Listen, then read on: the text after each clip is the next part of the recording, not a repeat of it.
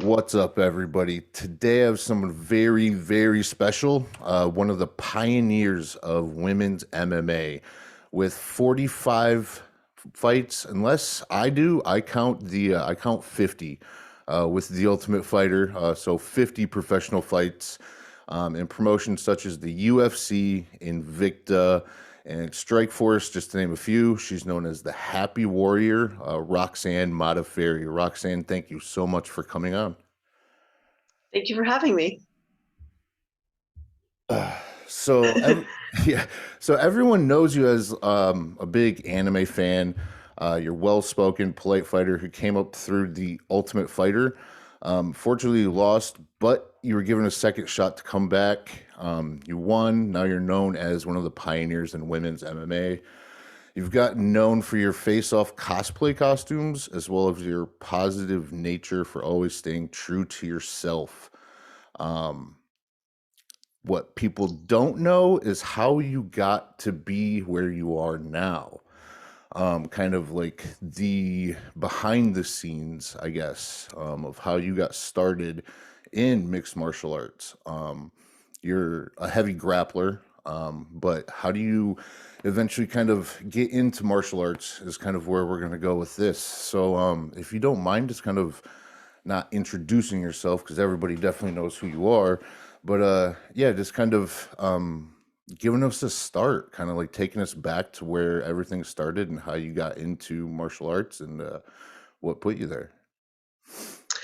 Well, I got teased a lot when I was a little kid, and I think that made me kind and more like compassionate towards people. I didn't get beaten up or anything, but it Mhm. really made me admire heroes like the Power Rangers, for example, or those who would help less fortunate ones. So I wanted to start learning martial arts when I was a kid so I could beat up the bad guys and protect the good people. Yeah, My mom always thought that I wanted to get out aggression because I was upset that my parents were divorced, but I didn't really feel any of that. I just wanted to learn martial arts to become stronger.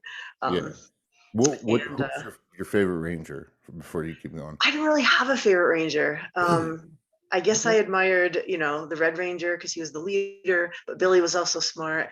I didn't really associate with girly girls, so like I didn't care so much about Kimberly. I don't know, like I liked them all. They were just a good team. Yeah, yeah. No, I always liked the White Ranger because he came in last and he was like the bad guy turned good. I don't know. And then there was the green one. I don't know. I forgot You all went about rogue. the Power Yeah. Rangers. Forgot all about that show until just now. So, all right. Yeah. So anyway, yeah. So you wanted to be a Power Ranger. And I kind of did get to be a Power Ranger, right? Oh Because yeah, I ended up cosplaying the Red Ranger, so that was really cool. yeah, for sure.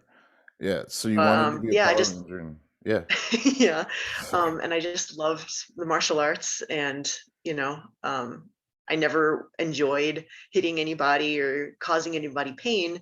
My belief was that I wanted to be able to, subdue an attacker without causing them pain or without hurting them. That was kind of like my dream, so that's why I really love jujitsu. Like I went from, the striking arts, karate, taekwondo to judo and jujitsu because I thought it was the ultimate like skill to be able to like make someone give up without causing them pain. So that was kind of my dream.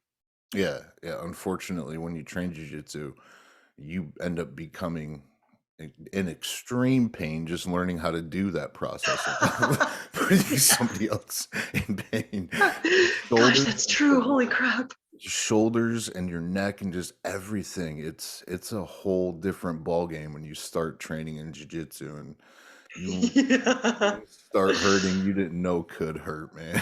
Right? Yeah. It can get pretty bad. So when did you start? Like at what age were you 13. 13? Yeah, yeah. Yeah.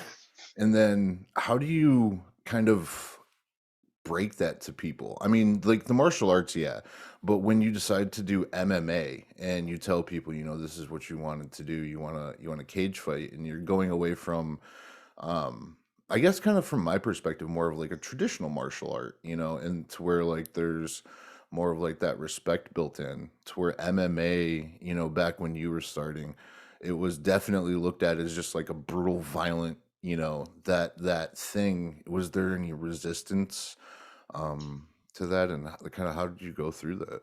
Yeah, yeah, like, nowadays, if I say I wanna be an MMA fighter, you're not like a fighter, you're an athlete, right? So people are like, Yeah, "Oh, you're gonna be an athlete, that's amazing.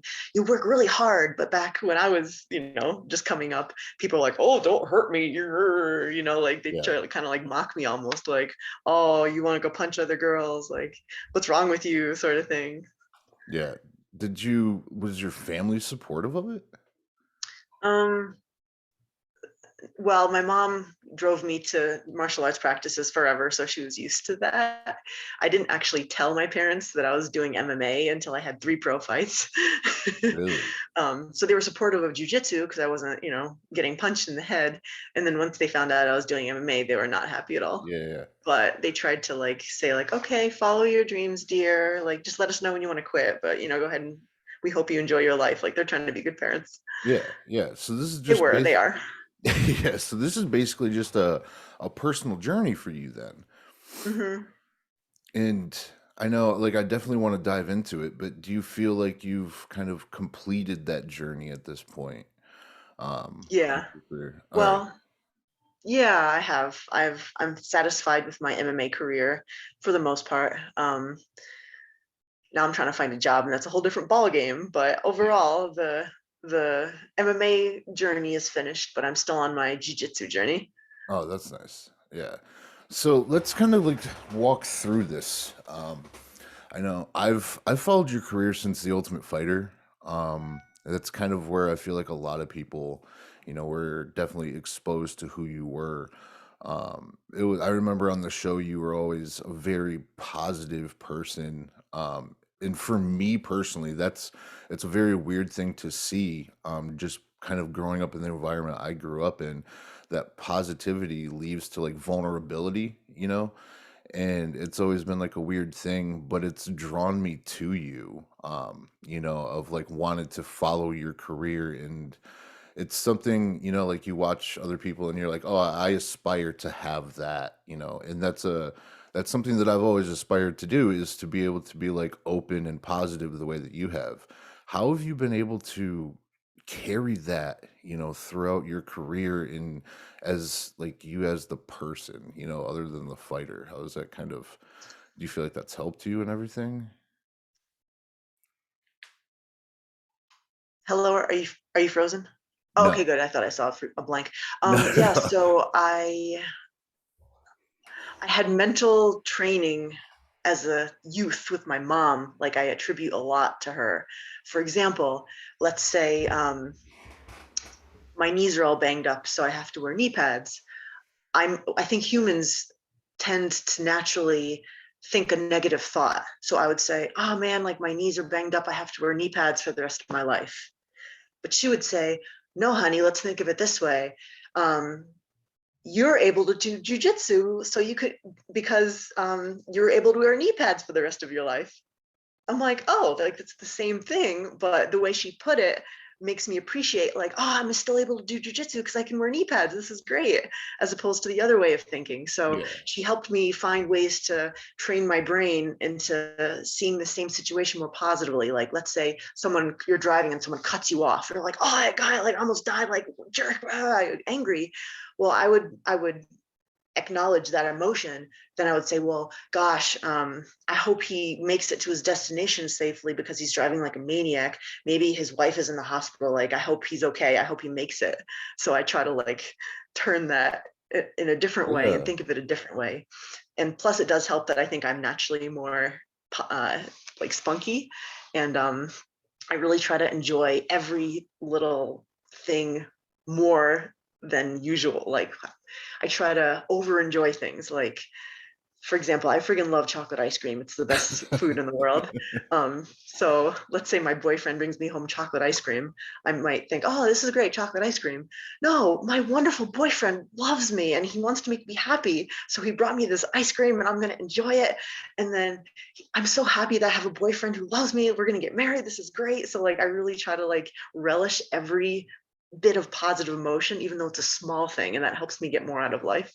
Yeah, yeah, I've noticed that in you, in like how you switch the perspective, I've been trying to do that. It's something that I don't, does that come naturally, or have you had to kind of work on that consistently? Because I have to like, I have to try, and it doesn't happen very often, and I'm proud of myself when I do, but it's like two Well, out I of wrote a book actually. It's called Mental Training.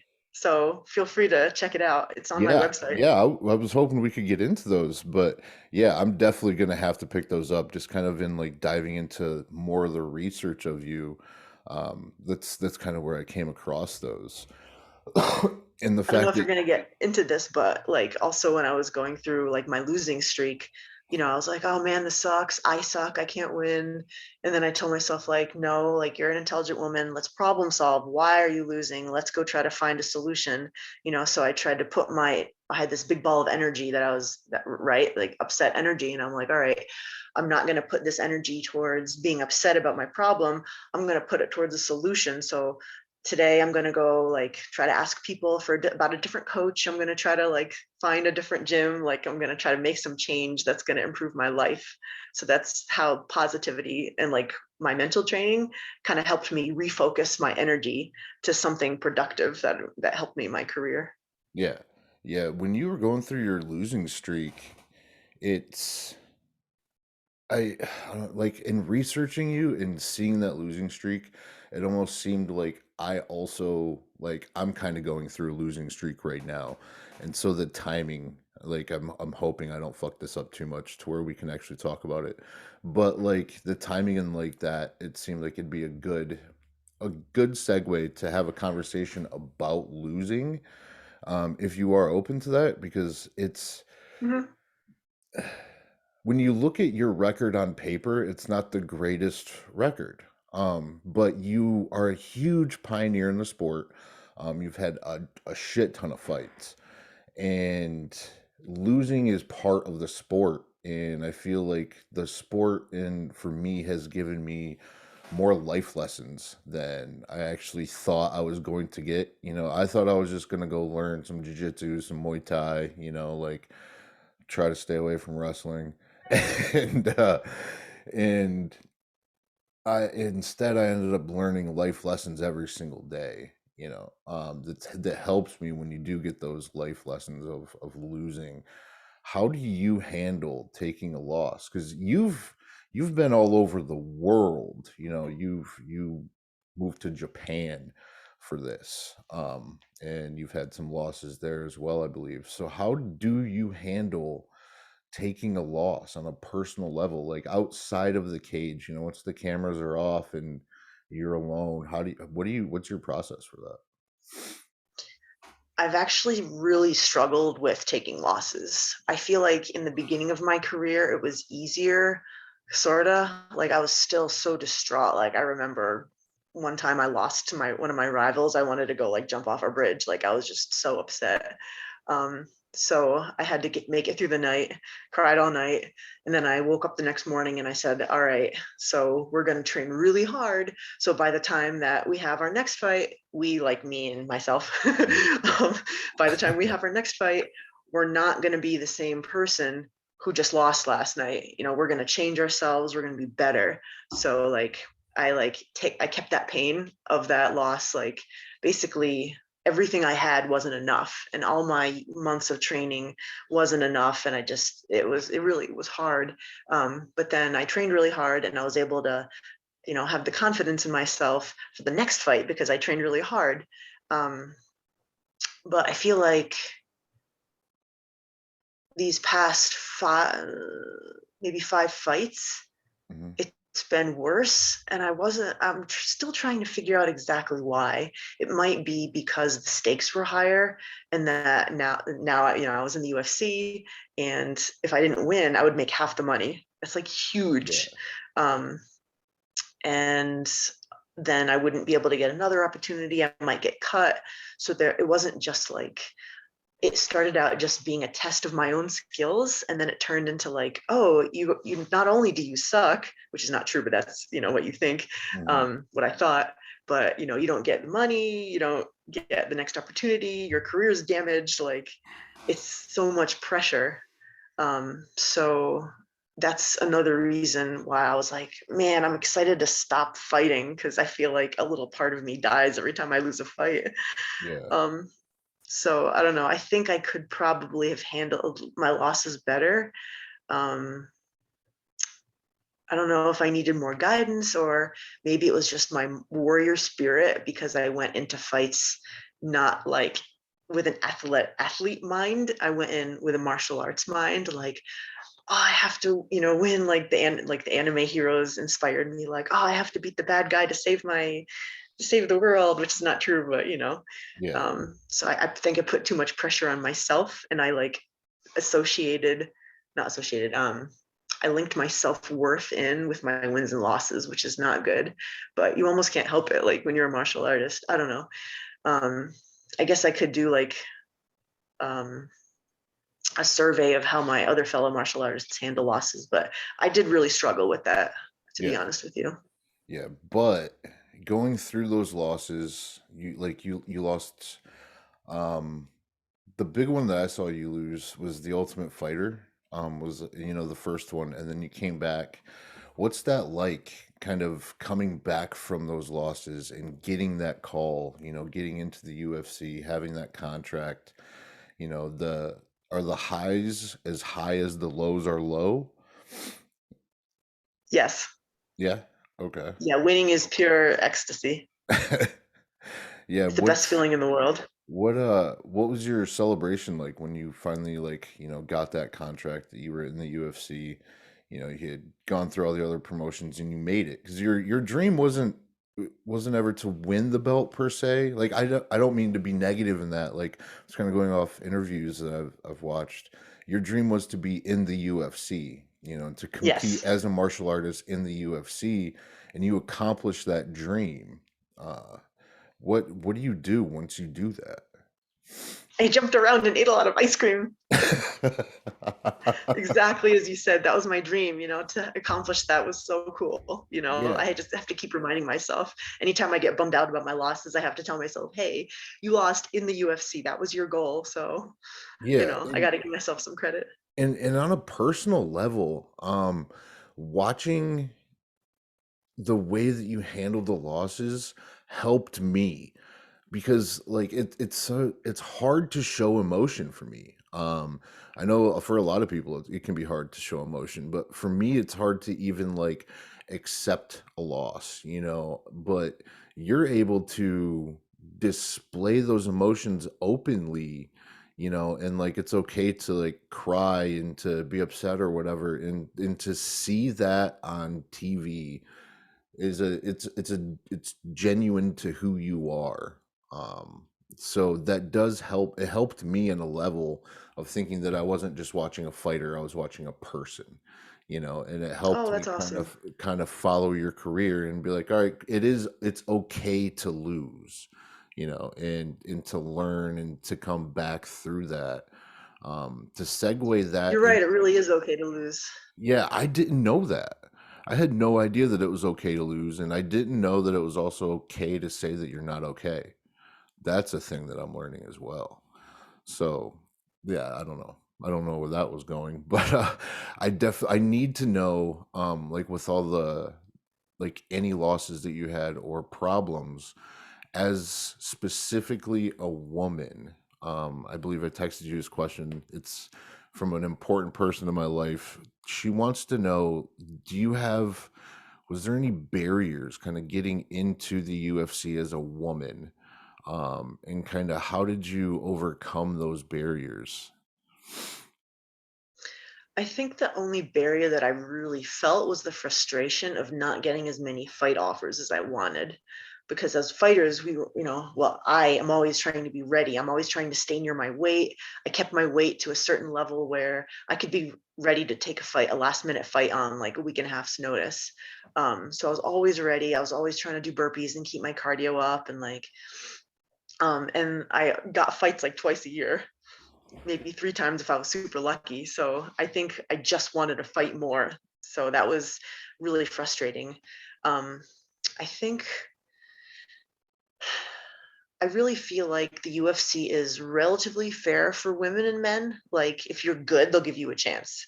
If you're skilled, Mhm. Or if you're entertaining, they'll give you a chance and they pay relatively similarly, for men and women.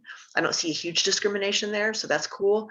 Um, I don't know if there were any real barriers for me as a woman. Maybe there were, but I was kind of oblivious. I just wanted to fight more, and that was my Yeah. main thing. Yeah. Did but you always said yes, right? You never really said no to a fight. You were kind of known for that. It seems like you'd be getting more offers. Was it just your weight class and like the time, or why were people afraid of you? No, I think that most fighters want to fight more. If I could, I would fight like 6 times a year, but or more even. But I think it's just that there are a bunch of fighters, and then depending on where you're located, the promotions have to fly you in. So when I fought in Japan, it was hard because there were hardly any Japanese women my size. I fought them already. So they were like, "Who's Roxanne going to fight?" And then the American promotions had to fly me in. That was $1,000 plane ticket, hotels, licensing. And then when I got into Invicta, I think my purse was a little more expensive than others, and they had to fly me in, and then they had to pay me, so they couldn't always afford to put me on the cards a lot. And then the UFC, like, they have other fighters who need to be fought. So it was just a thing. Like, it's not like anyone was afraid of me. Mhm. It was just the way it worked out. Yeah. What was more exciting for you? Like finally getting that dream of like having the UFC contract, or traveling over to Japan, to learn martial arts and getting your first fight? Everything was exciting to me. I try to be excited about everything. That's one of my chapters in my book. Be excited about everything. Yeah, I wish I was as excited as you. It seems like you're just so happy about everything that you come across. Is How do you carry that? Like I don't know, I just wish that I could like buy that part of you, like just like go to a store and like buy that positivity. I'm trying to find a way to be able to capture some of it. Well, gosh, actually, I try to learn vicariously from other people. So, like, I remember hearing stories about people who actually have cancer and they have a certain amount of time to live. And I think, man, what if I had a certain amount of time to live? Like, what would I do? I would like appreciate every day. So, like, even now I'm thinking about how cool it is to get to meet you and talk to you like a new person. And you said some cool things like it's really okay to lose, and I've learned that. And I'm like, gosh, maybe it is okay to lose, and you learn things from it. So like I'm super excited to be able to talk to you and interact with a new person. So I just think about how life is so cool and we get to live it. And every moment, I just try to enjoy every moment, really. Yeah. Yeah, life is pretty cool. Life is turning into this weird game. I feel like to where it's just like if you mess up, you can just restart. Like I spent a lot of my life as an alcoholic, to be honest, and drug addict, and had to check myself into rehab, and now coming up on like 4 years next week of sobriety, and it's Congratulations. kind of one of those things to where it's like a next chapter, and you can restart. You can go from one career to something completely different, and in doing that, it's almost like playing like the next level, in a video Yeah, oh, game. that's cool. Yeah, it's like it's kind of like how there's levels in martial arts. That's how Yeah. I look at life, is like just like the next level, and the hard thing that it's for me to beat the boss of the level is I kind of look at something as like if I have a big decision that I don't want to do, but I know doing it is going to give me a great positive outcome, that ends up being the what the heck is this? I don't even know. But yeah, that ends up being like the big boss and how I can end up getting to the next level. Um, do you That's really have cool. I love that way of thinking. Do you have any weird ways of thinking like that? I don't mean to call them weird, but like, there's got to be something else out there. Um, Kind of just like challenges, like when something makes me think super negatively, I sometimes think, all right, this is going to, my next challenge is figuring out how to see this thing, this horrible thing, in a positive light. Like, what can I do? I'm the happy warrior. I can do anything. Like, I need to be able to figure out how to make this positive. So that's kind of like a challenge for me. Yeah, But I yeah, do also want to say, like, I'm the way I am, but I also had a pretty nice childhood. So I recognize that people who had like traumas in their childhood, like they have other challenges, other mental challenges they have to get through. So it's not always just about how you think. It's like, I do recognize that people have a lot of crap happen to them that's not their fault that they have to get yeah. through. I just But wanted to throw that out yeah, there. like, well, I had like a lot of childhood trauma, that led to like the alcoholism, but it I've had a lot of friends that had really good parents growing up, and like a very good life, and that you can't take away problems that you have, in that life. Everybody has issues. So it's just Yeah. like, the perspective of, you getting into a car accident or a fender bender, could be as detrimental as somebody wrecking their car. It just depends on the perspective. So, Okay. Yeah. yeah, I mean, that's kind of how I look at it. It's, but yeah, I don't know. It's a weird thing to look at. Okay. I What this interesting video game analogy. I really like that. I like video games, so that made sense to me. Yeah. All right. So I need to get into a few more things before we get you out of here. I know you have a very busy schedule. I Okay. feel like I had like so many things and I'm not really hitting any of them, but I'm trying here. This is a new thing. I feel like I'm not the best podcaster, which is why people listen to me because they can see me actively mess up and not know what to say. um, but no, it's cool. Um, so I do want to get back to you getting into the UFC and kind of into your career. When you're training and you're going through all these fight camps, how are you kind of living your life on a day-to-day basis? Is it, just fight, eat, sleep, train, and that's your life? Or are you going about, doing more than that? Pretty much everything in my life I focused around fighting. So the food fuels my body. Unless it's ice cream, then it doesn't really, fuel my body. um, Food is healthy. I got to make sure I have enough sleep. I have to make sure I get the right training because I want to be able to look back on my training and say I did everything that I possibly could do to give myself an advantage in this fight. So I pretty much was super focused on just training and making myself better and Yeah. teaching kids jujitsu. Yeah. Do you feel like teaching has helped you get better? No, because I was teaching little kids like 5 to 7. So, teaching them how to shrimp, how to do a mount escape. Yeah. Like, if I Oh, taught okay. adults more complicated things, probably, so that's Yeah. where that phrase comes from, you get better, but that's probably for adults, but not like little kids, Oh, okay. Yeah. I was just kind of curious how that was going to go. So, which is unfortunate because that would have been cool to get better from teaching, but it didn't really happen. I But it mean, relaxed my heart. So I went, like, I had a hard day at training or whatever, and then I went in like exhausted and cranky, and then the kids are like, "Coach Roxanne, can I choke you?" And I'm like, "Oh, sure, Hannah, you can choke me." And then I'm all happy again. That's our little deal. So the kids like sneak attack me, and I'm like, "No, no, you mustn't sneak attack me.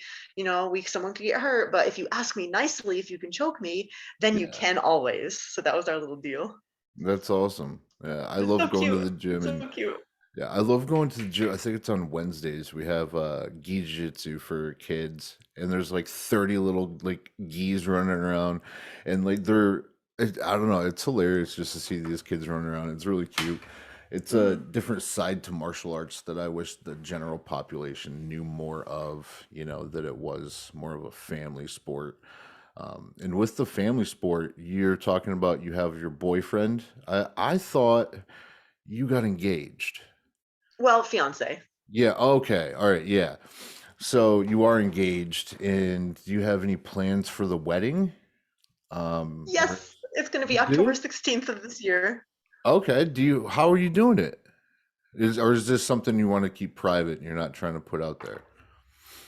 I mean, I just won't tell you where it is so that no Well, one yeah, crashes yeah, it. But yeah. Yeah, it's no, gonna be in is it like Vegas. are you having like a big wedding or is it just like a small private like gathering? We I want to keep it kind of smallish, like 100 people ish, so we're inviting our family and then like some friends. Yeah, nice. And Yeah.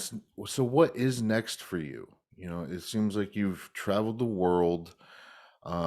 You teach kids, you've fought your whole life, you're an author, you've done amazing things. You're deep into the cosplay world and anime. You could go in so many different directions. I could see you creating your own anime. Um, but yeah, what's next for you? Well, I'm looking for a job now. And maybe after we get married, I can have a kid. We're thinking of that. Oh, nice. Yeah. Okay. Are you gonna come up with a cool name based off of an anime character? Heck no. It was hard enough for me having a name that's like the song and title of several songs, and then so no, we're gonna hopefully, if my fiance will agree, have a nice, Yeah. normal but cool sounding name that no one can tease them off of. Yeah, well, I mean, anything now, like you never really know with names. You could name a kid anything. I mean, like Michael Jackson named his kid Blanket, Named so his kid what? Blanket,